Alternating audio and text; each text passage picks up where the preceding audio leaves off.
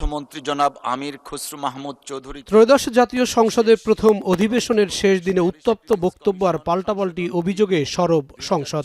Bangladesh bank সহ গুরুত্বপূর্ণ প্রতিষ্ঠানে নিয়োগ, সংবিধান ও রাজনৈতিক সংস্কার সহ নানান ইস্যুতে মুখোমুখি অবস্থানে সরকার ও বিরোধী দল। জুলাই গণঅভ্যুত্থানকে ছোট করতেছে।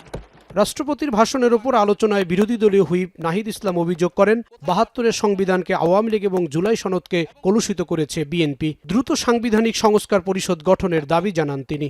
৭২-এর সংবিধানকে আওয়ামী লীগ দলীয় ইশতেহারে পরিণত করেছিল, কলুষিত করেছিল, এবং জুলাই জাতীয় সনদকে বিএনপি কলুষিত করেছে, দলীয় ইশতেহারে পরিণত করেছে মানুষ। আপনি বলছেন জুলাই জাতীয় সনদ, তারপরে আপনি দেখাচ্ছেন হচ্ছে আমার দলীয় ইশতেহার, তাহলে এখানে তো কোনো ঐক্যমতের সুযোগ নাই।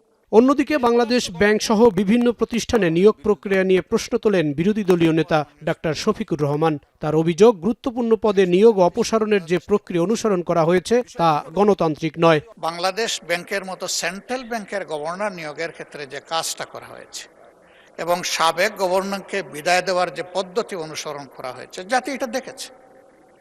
এখান থেকে শুরু করে আমি বারবার এগুলার মেনশন করতে যাচ্ছি না। এ পর্যন্ত যে সমস্ত জায়গায় পরিবর্তন এসেছে সেগুলা জনগণ এবং ডেমোক্রেসি কোনোটাই সাপোর্ট করে না।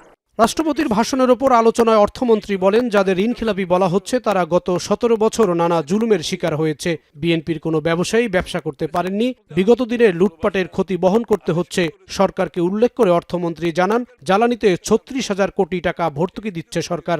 বিএনপি নেতা যাদেরকে খেলাপি বলা হচ্ছে তারা এই দীর্ঘ সময়ে অনেকে পালিয়ে বেরিয়েছে, বাড়িতে থাকতে পারে না, তাদের ব্যবসা প্রতিষ্ঠান বন্ধ করে দিতে হয়েছে। বিদ্যুৎ খাতে যে লুটপাট হয়েছে বিগত দিনে, তার ক্ষতি এখন আমাদের সকলকে বহন করতে হচ্ছে। এটা ৩৬,০০০ কোটি টাকা আমরা দিচ্ছি, দেওয়ার পর আরো ২০ থেকে ৩০,০০০ কোটি টাকা ভর্তুকি দিতে হবে।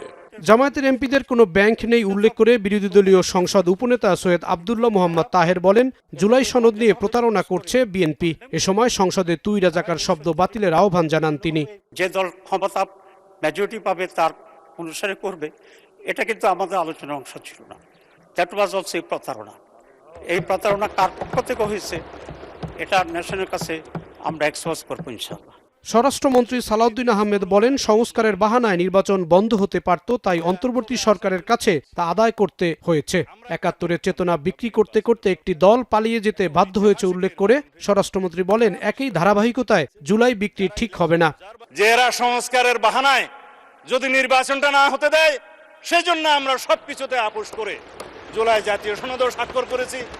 আমরা একত্রিত হয়েছি, সমঝোতা হয়েছে। ৩০ লক্ষ কোটি টাকা প্রায় বিদেশে পাচার হয়েছে। সেই রিপোর্ট বলা হয় ২৯,২৫,০০০। এটা অ্যাপ্রক্সিমেটলি ৩০ লক্ষ কোটি টাকা বাংলাদেশ থেকে পাচার হয়েছে। মাননীয় স্পিকার, এই হলো আওয়ামী চিত্র। আর আমরা এখানে বাহাস করতেছি কে মুক্তিযোদ্ধা কে মুক্তিযোদ্ধা না। পরে বিএনপি মহাসচিব ও এলজিআরডি মন্ত্রী মির্জা ফখরুল ইসলাম আলমগীর বলেন, ৫ আগস্টের পর জামায়াতের চেহারা বদলে গেছে। এ কারণেই তাদের সঙ্গে দূরত্ব তৈরি হয়েছে। বিএনপিকে সংস্কার বিরোধী বানানোর অপচেষ্টা চলছে বলেও দাবি করেন তিনি। যে ৫ই আগস্টের পরে ওনারা বলছেন যে আমাদের চেহারা বদলে গেছে। আমাদের চেহারা বদলায়নি মাননীয় স্পিকার। চেহারা হঠাৎ করে তাদের বদলে গেল। হঠাৎ করে মনে হলো যে তারা ক্ষমতায় যাওয়ার জন্য একটা ইঙ্গিত পেয়ে গেছেন। এদিকে অধিবেশনের শেষ দিন নানা উত্তপ্ত বিতর্কের মধ্যেই আলোচনায় আসে গুরুত্বপূর্ণ দুটি সংশোধনী বিল। বিরোধী দলের আপত্তির মুখেই শেষ পর্যন্ত কণ্ঠভোটে পাশ হয় Bangladesh security and exchange commission এবং বীমা উন্নয়ন ও নিয়ন্ত্রক কর্তৃপক্ষ সংশোধন বিল ২০২৬। পক্ষে আছেন তারা হ্যাঁ বলুন।